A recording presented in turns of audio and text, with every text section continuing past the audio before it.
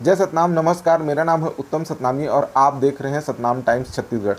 आशा करता हूं कि आप और आपका परिवार स्वस्थ और कुशल होंगे। आज के इस सीरीज में मैं सतनामी समाज के उस महान व्यक्तित्व के जीवन से आपको परिचित कराऊंगा जिसके संबंध में बहुत कम ही लोग जानते हैं, किंतु जानना बहुत ज़रूरी है। जैसा कि आप सभी को पता है कि हमारे सतनामी समाज का कोई भी प्रिंट या इलेक्ट्रॉनिक में मुख्य धारा की मीडिया नहीं है जो हमारे सतनामी समाज के इतिहास और महान हस्तियों के बारे में समाज की नई पीढ़ी को परिचित कराए। सोशल मीडिया आने के बाद कुछ लोग लेख, वीडियो, ब्लॉग आदि के माध्यम से अपने स्तर पर कुछ जानकारी समाज के बीच लाने में प्रयासरत हैं। इस कार्य में लगे सभी लोगों के लिए मैं आप सभी से अनुरोध करता हूं, लोगों को कृपया करके सपोर्ट कीजिए और इनके वीडियो, ब्लॉग आदि को अपने सोशल मीडिया नेटवर्क में शेयर करिए, सब्सक्राइब करिए, फॉलो करिए ताकि ये दुगनी ऊर्जा से मेहनत करें। वीडियो में आगे बढ़ने से पहले हमेशा की तरह आप सभी से मेरी एक छोटी सी अपील है कि यदि आप चैनल में नए हैं तो चैनल को सब्सक्राइब कर दीजिए, बेल आइकन नोटिफिकेशन ऑन कर लीजिए। सब्सक्राइब करने में मात्र आपका 4 सेकंड का समय लगता है और आपका प्रेम हम तक पहुंच जाता है, जो कि हमें मोटिवेट करता है कि समाज के विशेष शख्सियत और ऐतिहासिक जानकारी भरा वीडियो बनाएं। आज के सीरीज में हम सतनामी समाज के उस धरोहर के बारे में बात करेंगे जिसका परिवार, समाज और कृषि प्रबंधन का गुण हम सब के लिए अनुकरणीय और प्रेरणादायक है। व्यक्तित्व है मध्य प्रदेश छत्तीसगढ़ में आधुनिक खेती के प्रणेता सर्बदा वाले कृषि रत्न दाऊ कल्याण सिंह सोनवानी जी।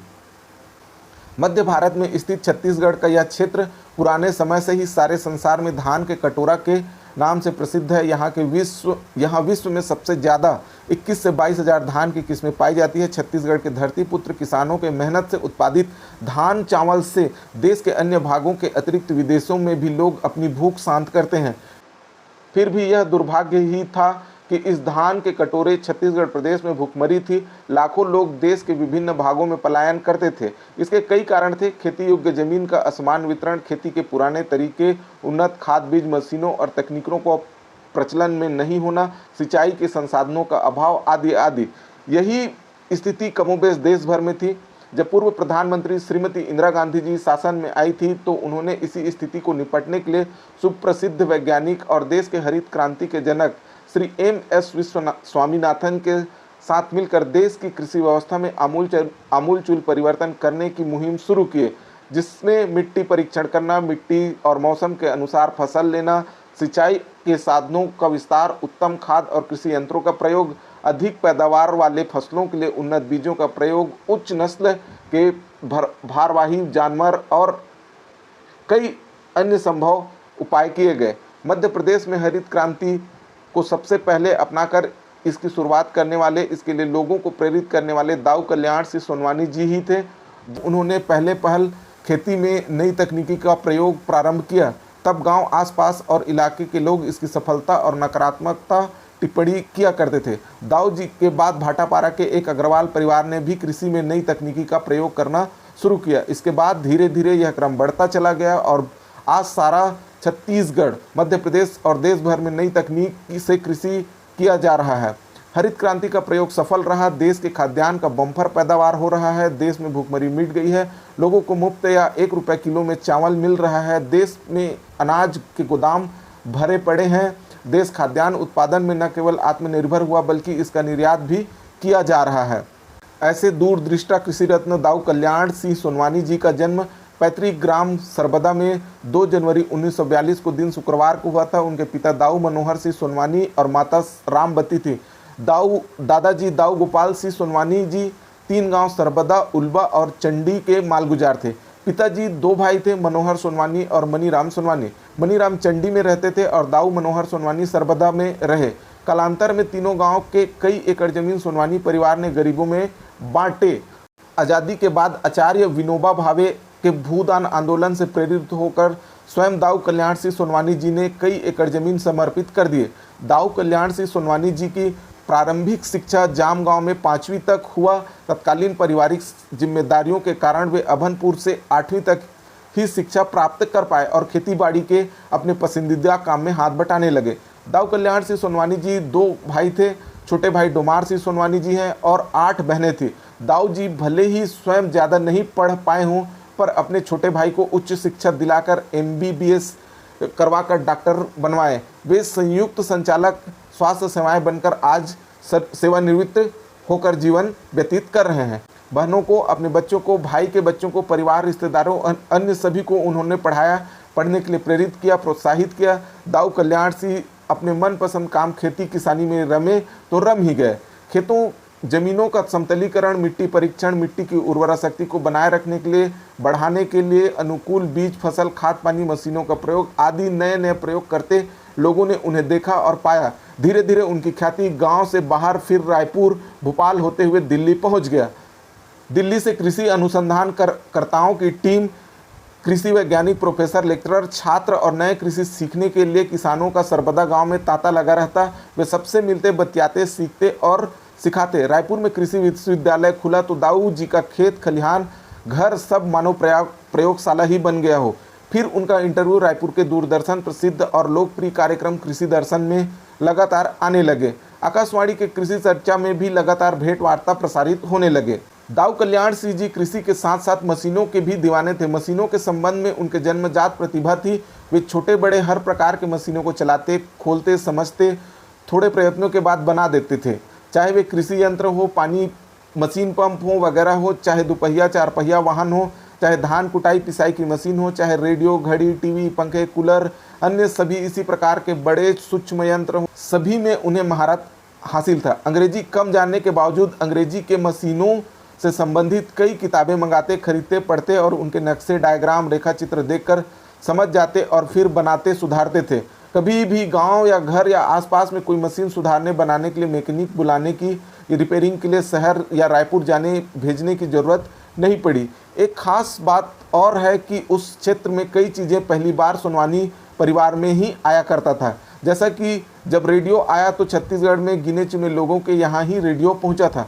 मशीन से तरह तरह के आवाज़ें और संगीत निकालकर मनोरंजन करने वाला यंत्र यानी रेडियो लोग बड़े कौतूहल और जिज्ञासा से देखते सुनते थे।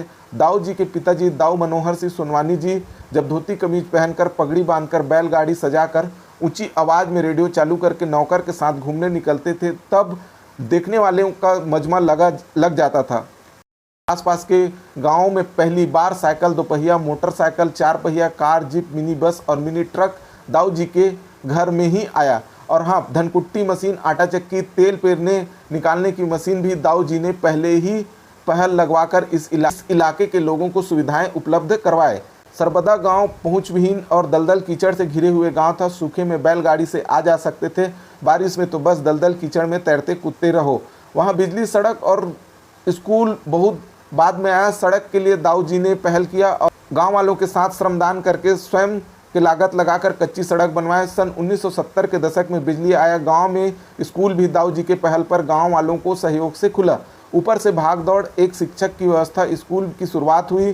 दाऊ जी का शिक्षा के प्रति विशेष ध्यान था। उन्होंने अपने घर, परिवार, गांव और अन्य लोगों को उस शिक्षा के लिए प्रेरित, प्रोत्साहित किया। कई होनहार गरीब छात्रों को पढ़ने के लिए उन्होंने हर प्रकार से मदद की। वे जब अपने बच्चों को स्कूल में भर्ती करने या कराने, बच्चों की पढ़ाई लिखाई के बारे में जानने के लिए जाते थे तो मास्टर जी के साथ पूरे स्कूल को घूमते थे और बातों बातों में चर्चा कर जान लेते थे कि बच्चों के लिए स्कूल में किस चीज़ की ज़रूरत है और वे वहाँ पर उन्हें खरीद कर देते थे या लगवा देते थे। लेकिन इस बात की चर्चा में वे कभी किसी से नहीं करते थे। उनसे सहायता प्राप्त और ऊंचे पदों पर पहुँचे लोग आज भी उन्हें बहुत सम्मान और अहोभाव से याद करते हैं। दाऊ कल्याण सिंह सोनवानी जी समाज सेवा में अग्रणी रहे। उन्होंने कई बार इलाके में नेत्र शिविर लगवाए, स्वास्थ्य की शिविर लगवाए, मरीजों के रहने, खाने पीने, दवाई आदि की व्यवस्था खुद करवाते थे। पूर्व मुख्यमंत्री श्री अजीत जोगी जब रायपुर में कलेक्टर थे तब ऐसे ही एक नेत्र शिविर में उद्घाटन करने आए थे। तब वे दाऊ कल्याण जी के व्यक्तित्व, काम, विचार और जनता की सेवा भावना से अत्यधिक प्रभावित हुए थे। तब से श्री जोगी जी यदा कदा सर्वदा दाऊ जी के घर आते ही रहते थे। उनके खेत खलिहानों में घूमकर उनके घर खाना खाकर तरोताज़ा होते, आनंदित होते और पारिवारिक पिकनिक मनाकर वापस लौटते थे। दाऊ जी के साथ उनका आत्मीय संबंध रहा। ऐसे ही देश के दिग्गज नेता श्री विद्याचरण शुक्ला जी भी तो दाऊ कल्याण सिंह जी के घर सर्वदा को अपना दूसरा घर कहते थे और बार बार आते ही रहते थे। विद्याचरण शुक्ला जी दाऊ कल्याण सिंह जी को अपना छोटा भाई कहते थे। उनके साथ दाऊ जी का पारिवारिक आत्मीय संबंध रहा। गुरुचरण सिंह होरा जब कुरुद धमतरी से चुनाव लड़ते थे तो दाऊ जी से आशीर्वाद लेने के लिए आते रहे हैं। कई नामी गिरामी लोग आते और मिलते, दाऊ जी के मेहमान नवाजी का लुत्फ उठाते। दाऊ जी कि मेहमान नवाजी संबंध और व्यवहार में ऐसा ही चुंबकीय आकर्षण था। लेकिन दाऊ जी कभी भी किसी के यहाँ नहीं जाते थे। लोग बुला बुला कर थक जाते थे। दाऊ जी हंसकर यही कहते कि कभी मौका मिले तो जरूर आऊँगा, लेकिन वह मौका किसी को भी नहीं मिलता था। दाऊ कल्याण सिंह जी के यहाँ पे सैकड़ों मजदूर 12 महीने लगे रहते थे। वे श्रमिक हितैषी से सावन भादों के महीने में बरसते पानी के बीच महिला मजदूरों के साथ ददरिया के तान और छत्तीसगढ़िया गानों में स्वर लहरियाँ और तेज हवाओं के बीच रिमझिम बारिश में दाऊ जी कभी खुमरी कभी छाता ओढ़े काम करवाते, निंदाई गुड़ाई करवाते। आनंदित होकर इस खुशी में उत्साह में अपना खाना पीना भी भूल जाते थे। दाऊ कल्याण सिंह जी कृषि मजदूरों को कभी नौकर या मजदूर की तरह व्यवहार नहीं करते थे। वे उन्हें अपने घर के सदस्य की तरह मानते और व्यवहार करते। किसी भी के घर शादी, छठी, तीज, त्योहार, दुख के मौके पर कभी कोई मजदूर बिना अतिरिक्त सहायता के खाली हाथ नहीं लौटते थे। मजदूरों के लिए वे अभिभावक की तरह थे। अकाल दुकाल के समय दाऊ जी बिना काम के सिर्फ टाइम पास काम करवाते और मजदूरी देकर उनके परिवार को पेट पालते थे। कितने भी दुख तकलीफ में हो, आखिर वे तो दाऊ जी ही हैं। दाऊ कल्याण सिंह जी कांग्रेस पार्टी से जुड़े थे। वे जामगांव और सरबदा के 4 कार्यकाल तक सरपंच रहे। एक बार जनपद सदस्य रहे, नहर पानी पंचायत के अध्यक्ष रहे। अजीत जोगी की कलेक्टरी के समय वे जिला 20 सूत्री कार्यक्रम के सदस्य रहे। आकाशवाणी रायपुर के सलाहकार मंडल के सदस्य रहे। सामाजिक रूप से कई सालों तक कुरुद धमतरी के सतनामी समाज के अध्यक्ष और संरक्षक रहे। सर्व समाज के लोगों को दाऊ जी किसी भी सामाजिक धार्मिक कार्यक्रमों में आयोजनों के लिए मुक्त हाथों से दान और सहयोग देते थे। निजी रूप से दाऊ कल्याण सिंह सोनवानी जी सरल सादगी पसंद व्यक्तित्व थे। समाज बहुत अच्छे से करते थे, वचन के पक्के थे। उनका रहन सहन, खान पान, पहनावा आदि एकदम सामान्य था। कर्म ही पूजा है, यह उनके जीवन का मूल मंत्र था और यही शिक्षा और संस्कार उन्होंने अपने परिवार को दिया। वे अपने परिवार के लिए बरगद के पेड़ की तरह थे। अपने 10 भाई बहनों में अपने परिवार और अपने छोटे भाई के परिवार के सदस्यों के साथ एक संयुक्त परिवार के आधार स्तंभ थे। बच्चे बड़े सब मिलाकर 50-60 सदस्यों का बड़ा और भरा पूरा उस क्षेत्र का प्रसिद्ध प्रतिष्ठित सम्मानित परिवार था। सबका एक साथ रहना, खाना पीना, बच्चों का कोलाहल, शरारत, सबके साथ अनुभव करना जैसा जीवन किस्मत वालों बिरले को ही मिलता है, नसीब होता है। घर की बहुलक्ष्मी महिलाएं स्वयं अपना देख रेख नौकरानियों के साथ खाना बनाती, परोसती और अन्य घरेलू काम करती थी। छोटे से लेकर बड़े सबका अपना अपना काम, जिम्मेदारियां बटी रहती थी। आज भी सोनवानी परिवार सरबदा वाले भले ही रोजी रोटी, व्यवसाय और नौकरियों के कारण अलग अलग रहते हों, पर वह एक ही हैं। शादी विवाह, सुख दुख के मौके पर सब एक साथ इकट्ठे होते हैं तो ऐसा लगता है कि मानो वह फिर वही पुरानी दिन वापस आ गए हों। यह दाऊ कल्याण सिंह सोनवानी का पुण्य प्रताप ही है कि आज उनका परिवार कृषि व्यवसाय और उच्च शिक्षा सेवाओं में अग्रणी भूमिका निभा रहे हैं।